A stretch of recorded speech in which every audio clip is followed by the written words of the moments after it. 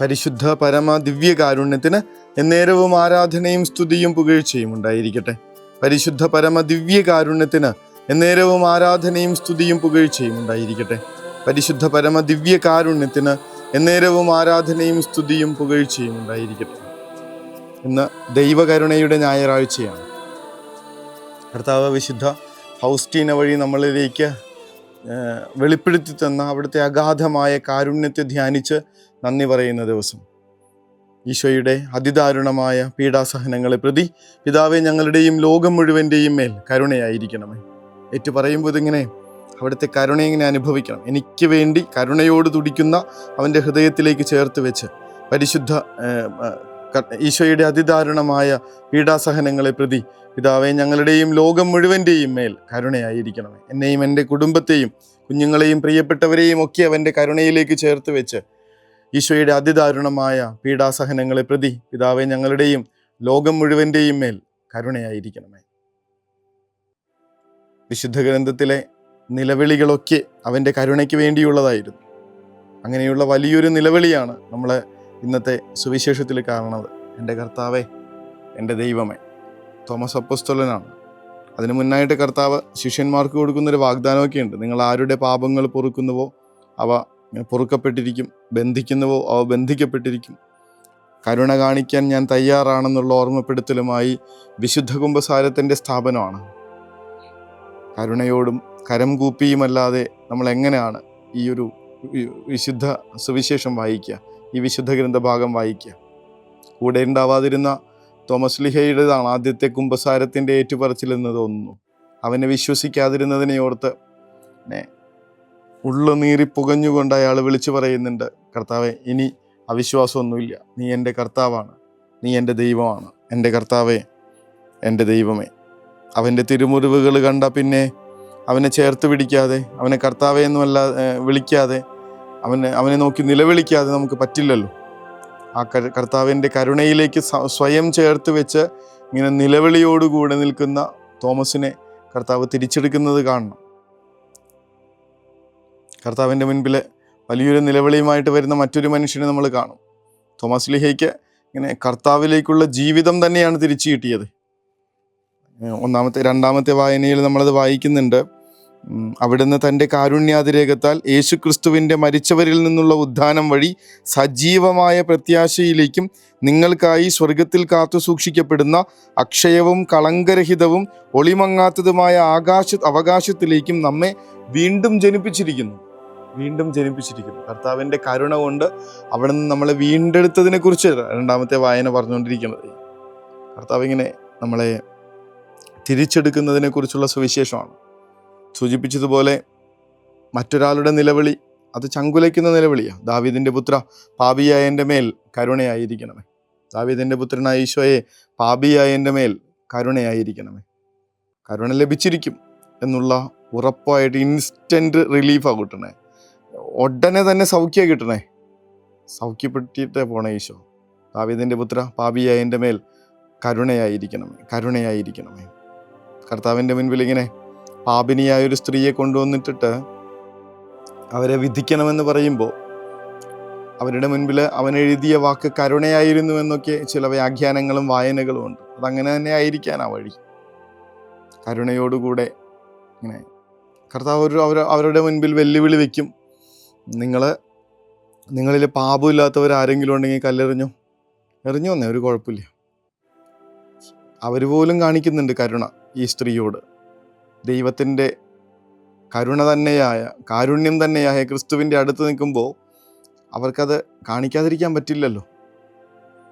ഇങ്ങനെ അവർ കരുണ കാണിച്ച് കല്ലും നിലത്തിട്ട് പോകുമ്പോൾ പിന്നെ അവിടെ അവശേഷിക്കുന്നത് ഇനി പാപമില്ലാത്തവൻ. നിങ്ങളിൽ പാപമില്ലാത്തവൻ കല്ലെറിയട്ടെ എന്ന് പറഞ്ഞവൻ, ഒട്ടും പാപമില്ലാത്തവൻ, പാപത്തിൻ്റെ ലവലേശം പോലും ജീവിതത്തിലേക്ക് ഇങ്ങനെ അടുക്കാത്തവൻ, അവനവളെ വിധിക്കാൻ അവകാശമുണ്ട്, കല്ലെറിയാൻ അവകാശമുണ്ട്. എന്തിലും കർത്താവ് പറയും, ഞാനും നിന്നെ വിധിക്കുന്നില്ല, സമാധാനത്തിൽ പൊക്കോ. കുമ്പസാരം അതല്ലേ, വിധിക്കുന്നില്ല, നീ ചെയ്യാതിരുന്നാൽ മതി, എല്ലാം കർത്താവ് പൊറുക്കനുണ്ട്, സമാധാനത്തിൽ പൊക്കോ. കരുണയാണെന്ന് ഈ ദിനം ആ കരുണയിലേക്ക് ഓടിച്ചെല്ലാനാണ് നമ്മളോട് പറയണേ. ആ പള്ളിയിലേക്ക്, ആ കുമ്പസാരക്കൂട്ടിലേക്ക്, ആൾത്താരയിലേക്ക് ഒന്ന് തിരികെ വരാനായിട്ട് അവിടുത്തെ കാരുണ്യം കാത്തിരിക്കുന്നുണ്ട്. നമ്മളത് പറയാത്തതുകൊണ്ടാണ്. ദൈവകരുണയുടെ തിരുനാൾ ആഘോഷിക്കാൻ തുടങ്ങിയിട്ട് ഒരുപാട് കാലങ്ങളായി. പക്ഷെ ഇപ്പോഴാണ് നമ്മുടെ നാട്ടിലൊക്കെ അതിങ്ങനെ ഒന്ന് പടർന്നു തുടങ്ങിയത്. അതിലും ഇപ്പോഴും പലരും പറയാതിരുന്നിട്ടുണ്ട്, പറഞ്ഞു കൊടുക്കണില്ല. എത്ര പേരാണ് പള്ളിക്ക് പുറത്തെന്നറിയാവോ? നമ്മുടെ മക്കൾ തന്നെ എത്ര പേരാണ് പള്ളിക്ക് പുറത്തെന്നറിയാവോ? കാരണം എന്താണെന്നറിയോ? പള്ളി പുണ്യാളന്മാർക്ക് വേണ്ടി മാത്രമുള്ളതാണെന്ന് പറഞ്ഞ് നമ്മൾ അവരെ ഇങ്ങനെ പുറത്താക്കിയതാ. പള്ളി പാപികൾക്ക് വേണ്ടി കൂടിയുള്ളതാണെന്ന് പറഞ്ഞു കൊടുക്കുക. പാപം ചെയ്തവരെയും തിരികെ വിളിക്കുന്ന ഇടമാണെന്ന് പറയുക. അതിൻ്റെ ഉള്ളിലൊരു കൂടുണ്ട്, കരുണയുടെ ഒരു മരക്കൂട്. അവിടെ നിങ്ങൾക്ക് തിരിച്ചു വരാനായിട്ടുള്ള എല്ലാ സാധ്യതയുമുണ്ട്. അതിനുശേഷം ആ തിരിച്ചു വന്നവർക്ക് വേണ്ടി സ്വയം വിളമ്പുന്ന ഒരു അൾത്താരയുണ്ട്. ഇത് പുണ്യാളന്മാർക്ക് വേണ്ടി മാത്രമുള്ളതാണോ? പക്ഷേ അവിടുത്തെ കരുണയെ ധ്യാനിക്കാനും പറഞ്ഞു കൊടുക്കാനും ഇങ്ങനെ ഷെയർ ചെയ്യാനൊക്കെ ഞങ്ങൾ മറന്നുപോയിട്ടുണ്ട്. ആ കരുണയെ ധ്യാനിച്ച് ജീവിക്കാൻ ഞങ്ങൾക്ക് അനുഗ്രഹം നൽകണമേ എന്ന് പ്രാർത്ഥിക്കേണ്ട ദിവസം. ആ കരുണയെക്കുറിച്ച് ഈ ലോകത്തോട് മുഴുവൻ വിളിച്ചു പറയേണ്ട ദിവസം. നിങ്ങൾക്ക് എത്രമാത്രം കുറവുകളുള്ളവനാണെങ്കിലും, എത്ര കൊള്ളില്ലെന്ന് പറഞ്ഞാലും നിങ്ങൾക്ക് അവൻ്റെ മുൻപിൽ നിങ്ങൾക്ക് വിലയുണ്ടെന്ന് പറഞ്ഞു കൊടുക്കേണ്ട സമയം. ഒരു തിരുനാൾ. ഒരു പെൺകുട്ടി അവള് മനഃശാസ്ത്രജ്ഞൻ്റെ അടുത്ത് വന്ന് ഒരു സെഷൻ ഇരിക്കുന്നുണ്ട്. അവള് കൊള്ളില്ലാത്തവളായി പോയി എന്നാണ് അവൾ പറഞ്ഞുകൊണ്ടിരിക്കുന്നത്. ആരൊക്കെയോ കൂടി മോശമാക്കിയതാ ജീവിതം. ഇനി എൻ്റെ ജീവിതം കൊള്ളില്ല, ഇനി എന്നെ കൊണ്ട് ഒന്നിനും കൊള്ളില്ല, പല പ്രശ്നങ്ങൾ. അയാൾ ഒരു $100 നോട്ട് എടുത്തിട്ട് ഈ പെങ്കൊച്ചിന് കൊടുക്കുന്നുണ്ട്. ഇത് കയ്യിൽ തന്നെ ഉപകാരപ്പെടും. ഉപകാരപ്പെടും. അയാൾ ഉടനെ തന്നെ അതെടുത്ത് ചുളുക്കി കൂട്ടുന്നുണ്ട്. എന്നിട്ട് അവൾക്ക് കൊടുക്കും. ഇപ്പോൾ തന്നാലും മേടിക്കും. എന്നെന്താ കുഴപ്പമില്ല, ചുളുങ്ങിയെന്നല്ലേ ഉള്ളൂ, വില മാറിയിട്ടില്ലല്ലോ. നിലത്തിടുന്നു. ബൂട്ടിട്ട് അയാൾ ചവിട്ടുന്നു. ചെളി പുരടുന്നുണ്ട്. പൊടി പിടിച്ചിട്ടുണ്ട്. എടുത്തു കൊടുക്കും. വേണോ ഇനി? തന്നാ വാങ്ങിക്കും. കാരണം എന്താ? അതിൻ്റെ വിലയ്ക്ക് മാറ്റം വന്നിട്ടില്ല, മൂല്യത്തിന് മാറ്റമില്ല. അവൻ്റെ മുൻപിൽ നിങ്ങളുടെ ജീവിതം, കർത്താവ് തന്നെ പറയും, നീ എനിക്ക് പ്രിയപ്പെട്ടവനാണ്, ബഹുമാന്യനാണ്, വിലപ്പെട്ടവനാണ്. ആ കരുണയെക്കുറിച്ച് ധ്യാനിക്കണ ദിവസമാണ്. മുടന്തനായ ആട്ടിൻകുട്ടിയെ ചേർത്ത് പിടിച്ചവൻ്റെ മൂർധാവിൽ ഒരു ഉമ്മയും കൊടുത്തു നിൽക്കുന്ന നല്ലിടയനായ ക്രിസ്തുവിൻ്റെ ചിത്രം നമ്മൾ കണ്ടിട്ടുണ്ട്. കൂട്ടുകാർക്ക് വേണ്ട, കാരണം അവന് മുടന്തുണ്ട്. മനുഷ്യർക്ക് വേണ്ട, കാരണം അവന് മുടന്തുണ്ട്. യഹൂദന്മാരുടെ നിയമം അനുസരിച്ചിട്ട് അവർക്കെല്ലാം ഊനമറ്റ കുഞ്ഞാടിനെ വേണം. ബലിക്കായിട്ട് ചെല്ലുമ്പോൾ ദൈവത്തിനും വേണ്ട, കാരണം ഏറ്റവും പെർഫെക്റ്റ് ആയതിനെ പുരോഹിതന്മാരെടുക്കുള്ളൂ. ആർക്കും വേണ്ടെന്ന സങ്കടവും കരച്ചിലുമായി ജെറുസലേം ദേവാലയത്തിൻ്റെ പടികളിറങ്ങി വരുന്ന ആ കുഞ്ഞാടിൻ്റെ എതിരെ ചെന്നത് ക്രിസ്തുവായിരുന്നു. അവനെ ഇങ്ങനെ അമ്മേ എന്ന് വിളിച്ച് സങ്കടപ്പെട്ടിരിക്കുന്ന ഈ ഇങ്ങനെ മുടന്തുള്ള കുഞ്ഞാടിനെ എടുത്ത് തൻ്റെ നെഞ്ചോട് ചേർത്ത് അതിൻ്റെ മൂർധാവിൽ ഒരു മുത്തവും കൊടുത്തു നിൽക്കുന്ന ക്രിസ്തുവാണ് നല്ലിടയനായ ക്രിസ്തു. കരുണയുടെ ഈ വലിയ തിരുനാളിൽ അവൻ്റെ കരുണയിലേക്ക് എല്ലാവർക്കും ഒരു പ്രവേശനമുണ്ടെന്ന് പറഞ്ഞു കൊടുക്കണം. ആ കരുണയിലേക്ക് നമ്മളെ തന്നെ ചേർത്ത് നിർത്തി ഇങ്ങനെ ഒന്ന് സ്നാനപ്പെടണം. വലിയ തിരുനാളാണ്. സാധിക്കുന്നവരോടൊക്കെ പറഞ്ഞു കൊടുക്കുക ഈ കരുണയെക്കുറിച്ചിട്ട്. ഈ ഒരു പ്രാർത്ഥന ഇങ്ങനെ നിരന്തരം ചൊല്ലിക്കൊണ്ടിരിക്കുക. കരുണക്കൊന്തയൊക്കെ ഒരിക്കലും മുടക്കാതിരിക്കുക. സാധിക്കുന്ന വിധത്തിൽ എത്ര എണ്ണമൊന്നും നോക്കണ്ട, ചൊല്ലിക്കൊണ്ടിരിക്കുക. ഈശോയുടെ അതിദാരുണമായ പീഡാസഹനങ്ങളെ പ്രതി പിതാവേ, ഞങ്ങളുടെയും ലോകം മുഴുവൻ്റെയും മേൽ കരുണയായിരിക്കണേ എന്ന്.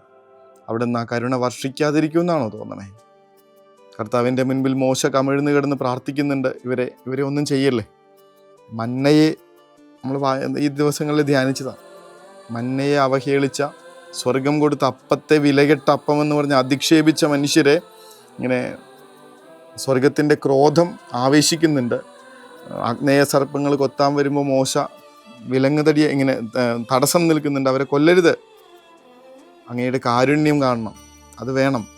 കർത്താവിൻ്റെ കാരുണ്യം കാണിക്കുന്നതൊക്കെ കാണും. ഇങ്ങനെ തയ്യാറാണ് അവിടെ നിന്ന് തരാനായിട്ട്. കരുണയോടെ കാത്തിരിക്കുന്ന ആ പിതാവിനെ കാണണം.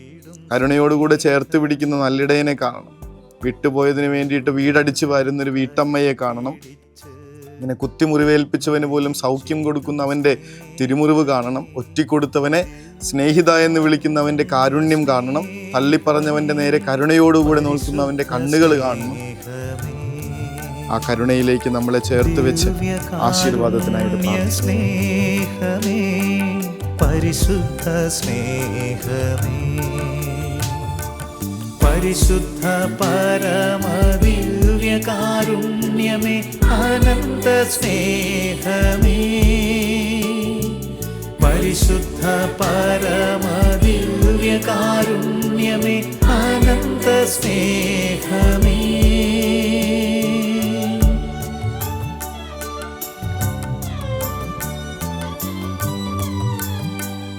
പരിശുദ്ധ പരമ ദിവ്യകാരുണ്യത്തിന് എന്നേരവും ആരാധനയും സ്തുതിയും പുകഴ്ചയും ഉണ്ടായിരിക്കട്ടെ. പരിശുദ്ധ പരമ ദിവ്യകാരുണ്യത്തിന് എന്നേരവും ആരാധനയും സ്തുതിയും പുകഴ്ചയും ഉണ്ടായിരിക്കട്ടെ.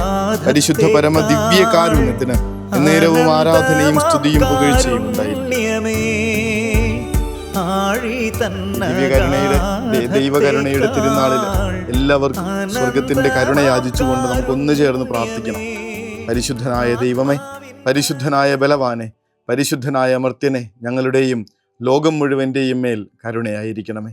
പരിശുദ്ധനായ ദൈവമേ, പരിശുദ്ധനായ ബലവാനെ, പരിശുദ്ധനായ അമർത്യനെ, ഞങ്ങളുടെയും ലോകം മുഴുവൻ്റെയും മേൽ കരുണയായിരിക്കണമേ. പരിശുദ്ധനായ ദൈവമേ, പരിശുദ്ധനായ ബലവാനെ, പരിശുദ്ധനായ അമർത്യനെ, ഞങ്ങളുടെയും ലോകം മുഴുവൻ്റെയും മേൽ കരുണയായിരിക്കണമേ. കരുണ തൻ കയർ പിടിച്ച് നയിച്ചിടും സ്നേഹമേ, ദിവ്യകാരുണ്യ സ്നേഹമേ, പരിശുദ്ധ സ്നേഹമേ, പരിശുദ്ധ പരമദിവ്യകാരുണ്യമേ, അനന്ത സ്നേഹമേ, പരിശുദ്ധ പരമദിവ്യകാരുണ്യമേ, അനന്ത സ്നേഹമേ.